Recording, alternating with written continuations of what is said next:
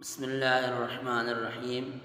مساجد کے مسائل چل رہے تھے آپ کے سامنے، ان میں سے چند مسائل آپ کے سامنے بیان کیے جائیں گے۔ نمبر 1، مسجد کی تعمیر کرتے ہوئے مسجد میں مستری ہیں، مزدور ہیں، وہ مسجد کے اندر تعمیر کرتے ہوئے اپنی سلوار اوپر کی ہے جس سے ٹخنے نظر آنے لگ گئے ہیں، گھٹنے نظر آنے لگ گئے ہیں، یا اس طرح مسجد ہے وہ گرا دی یا ملبہ ہے، وہاں جوتے پہن کر چلتے ہیں یا وہاں سگریٹ پی رہے ہیں، تو اس کا شرعاً کیا حکم ہے؟ تو یاد رکھیں، گھٹنوں کو خالی کرنا، چاہے وہ مسجد کا ملبہ گرا ہوا ہے وہاں ہے یا عام حالات میں ہے، کسی جگہ بھی ناف سے لے کر گھٹنے تک حصے کو باندھا اور اس کو سامنے کرنا بالکل جائز نہیں ہے، کھول کر رکھنا۔ اسی طرح حقہ پینا یہ مسجد کے اندر منع کر دیا جائے گا کہ حقہ مسجد کے اندر نہ پیا جائے، اور یہ کام مسجد کے جو انتظامی امور کے سنبھالنے والے لوگ ہیں وہ ان کو منع کریں گے۔ دوسرا مسئلہ، مسجد میں مینار کتنے ہونے چاہیے؟ تو شرعاً اس کی کوئی تحدید نہیں ہے، بس اتنے مینار ہوں جس سے مسجد کی پہچان ہو جائے۔ پھر مینار کے اندر کہیں پر اگر 2 میناروں سے کام چلتا ہے تو 2 لگا لیں، کہیں مسجد میں 4 ہوتے ہیں، یا ایک بڑا مینارہ لگا دیں، دوسرے سے جگہ سے دور سے یہ نظر آئے کہ یہ مسجد ہے، عام گھر نہیں ہے، پہچان کے لیے لگانے چاہیے۔ جتنے میناروں سے پہچان ہوتی ہے اتنی لگا لیں، اس سے زائد نہ لگائیں۔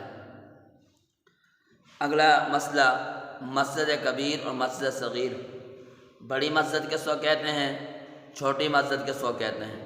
تو یاد رکھیں، 40 گز لمبی 40 گز چھوٹی چوڑائی میں جو مسجد ہو یہ مسجد کبیر بڑی مسجد کہلاتی ہے، اور جو 40 گز سے چھوٹی ہو لمبائی میں چوڑائی میں یہ مسجد چھوٹی اور صغیر اس کو کہتے ہیں۔ اس مسئلے کا بیان کرنے کا کیا مقصد ہے، بڑی مسجد چھوٹی مسجد؟ اصل میں اس کے اوپر ایک اور شرعی مسئلہ اس کے اوپر ہے، اس لیے اس کو بیان کیا گیا ہے، اور وہ مسئلہ کیا ہے کہ بڑی مسجد ہے اگر 40 گز لمبائی میں اور 40 گز چوڑائی میں ہے، تو جو نمازی نماز پڑھ رہا ہے اس کے سامنے 1-2 صفیں چھوڑ کر آگے سے آپ گزر سکتے ہیں، اور جو مسجد 40 گز لمبائی میں اور چوڑائی میں نہ ہو وہاں آپ نمازی کے سامنے 1-2 صفیں چھوڑ کر گزرنا جائز نہیں ہے، وہ سب کا سب آگے سے گزریں گے، تو جو وعید وارد ہے گزرنے والے کے بارے میں وہ وعید اس کو شامل ہوگی اور یہ جائز نہیں ہے۔ ایک اور اہم مسئلہ، آج کل مسجدوں پر اشتہار لگائے جاتے ہیں، اور وہ اشتہار بورڈ لگائے جاتے ہیں، اشتہار لگائے جاتے ہیں، مسجد کی کمیٹی کو اس کے پیسے دیے جاتے ہیں، یہ جائز ہے یا ناجائز ہے؟ تو یاد رکھیں یہ جائز نہیں ہے۔ مسجد کو اس کام کے لیے استعمال کر اس کے پیسے لینا یہ جائز نہیں ہے۔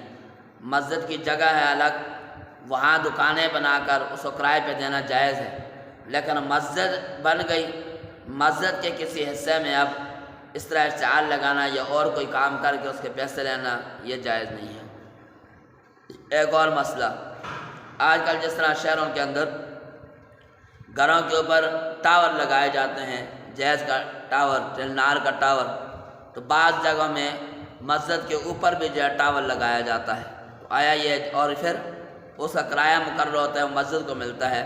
تو یاد رکھیں مسجد کو اس کام کے لیے استعمال کرنا جائز نہیں ہے کہ مسجد ہو اور پھر اس کے اوپر یہ کام کر کے اور اس کے پیسے لیے جائیں، یہ جائز نہیں ہے۔ ایک تو یہ ہے، دوسرا یہ ٹاور مسجد کے اوپر لگانا یہ ادب کے خلاف ہے، بالکل بے ادبی ہے۔ دوسرا نقصان یہ ہے۔ تیسرا نقصان یہ ہے کہ جب کوئی آدمی اوپر جائے گا اس کے لیے دشوار ہوگا، آگے ٹاور لگے مسجد کے اوپر والی چھت پہ جانا چاہتا ہے۔